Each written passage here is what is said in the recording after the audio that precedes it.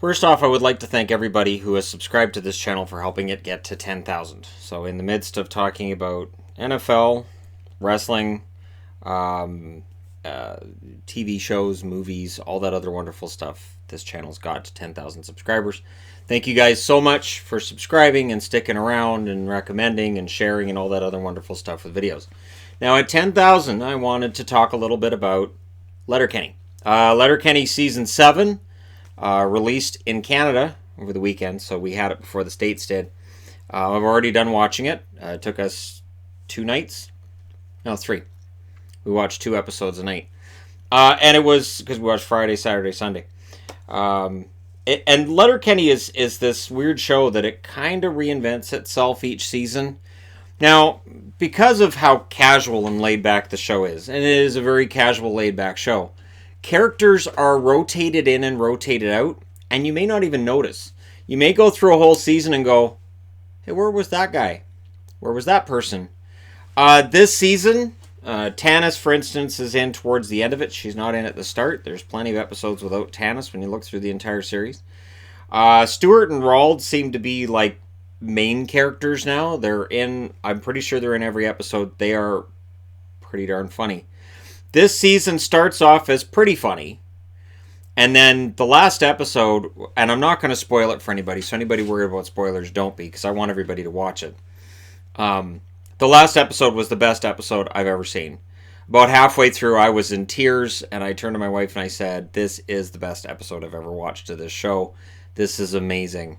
It is the most Canadian thing ever.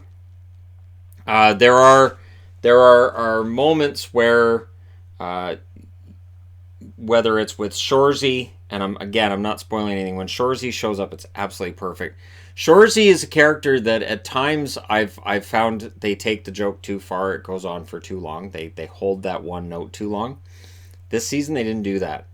And Shorzy, honestly, by the end of this, I'm like, if it wasn't for the fact that it's Wayne that plays Shorzy, I would love to see him as a full-fledged character on the show.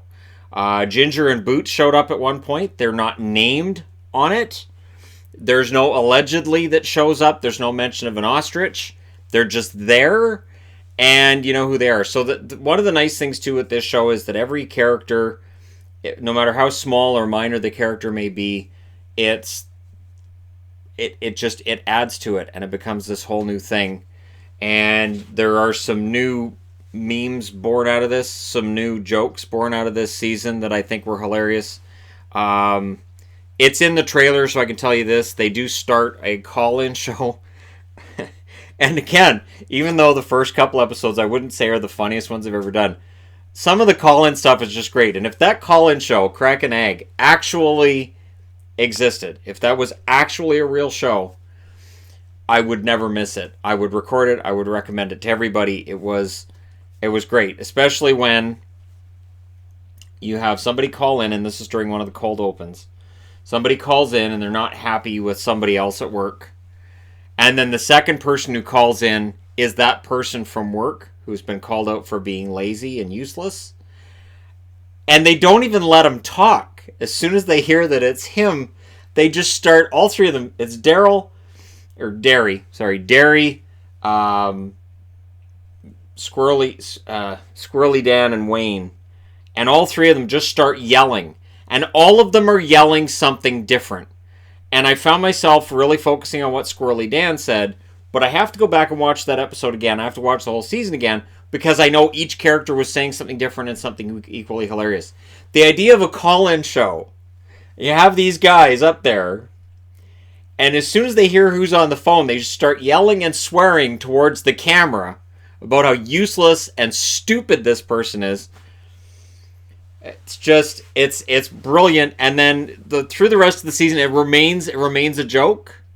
It's a joke that comes up again a couple of times during the season, and it's kind of taken the place of the ostrich. The whole ostrich thing, it's kind of been replaced by this, and it's brilliant. So, the whole cast is brilliant. There are so many McMurray jokes in this that are funny too. If you think that McMurray's kind of an irritating character, you're in luck.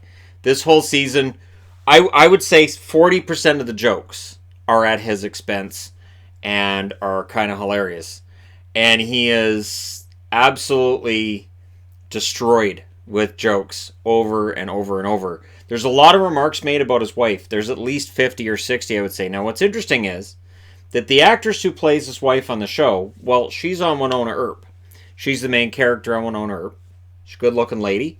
So all of the jokes are along the lines of, she's too good-looking for McMurray, and what is she doing with a loser like McMurray? And the jokes are endless. And she doesn't show up anywhere in the show at all this season. And I'm thinking it's because she was busy filming Winona Earp. So they just focus on him. He's in basically every episode, and he was hilarious. Glen almost came out.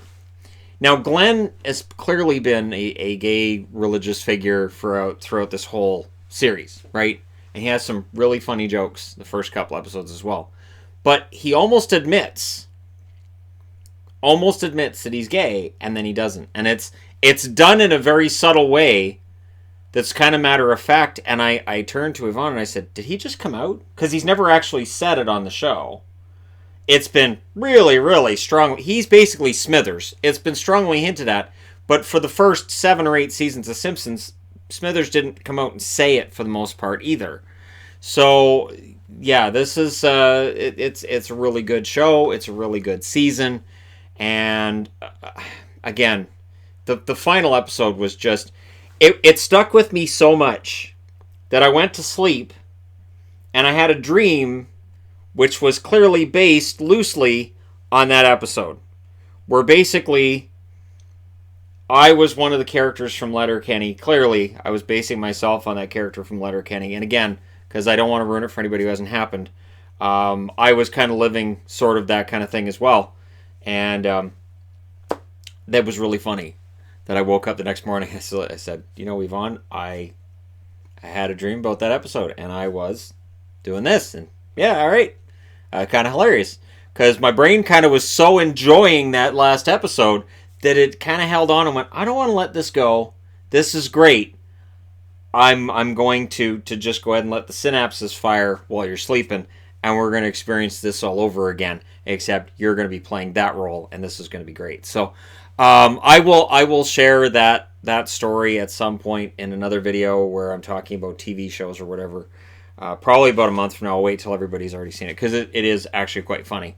And yeah, I don't really have any other updates to give other than I'm excited for Zombieland Double Tap this week. I've ordered Zombieland on 4K because that's a 4K TV, and I want to get a good viewing of Zombieland in before I go to see it this weekend. And that's great. That's perfect for Halloween. And for the kids, there's Maleficent. For me, there's Zombieland Double Tap. I'll stick with that, and I'm anxious to see how it's going to work and if it's going to be anywhere near as good as the original. The original doesn't overstay its welcome. It's not too long. It's nice and short, and it's very well put together. It's very enjoyable. One of my favorite movies, and it proves that zombie movies are tired. They're overdone, but if you do it right and you have the right characters and the right script, you can still make something out of a zombie movie.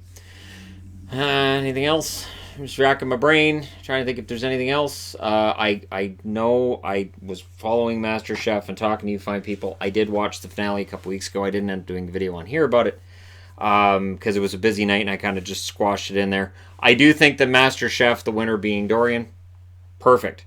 And I say that because even though halfway through the season I wanted her kind of gone because of the way she treated Suba and the way she was, she really came into her own after.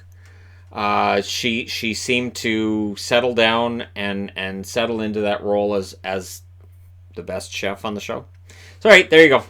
Let me know your thoughts in the comment section below. If you saw Letterkenny's new season, let me know what you thought about that in the comment section as always. And it's a great show. If you're not watching it, you should be. If you enjoy Hicks, hockey players, or farming, there you go. And just small town life in Canada. It really is very, very, very, very Canadian. There is nothing more Canadian than Letterkenny. Thank you guys so much. Thank you again for the 10,000 subscribers. I'm very humbled by that.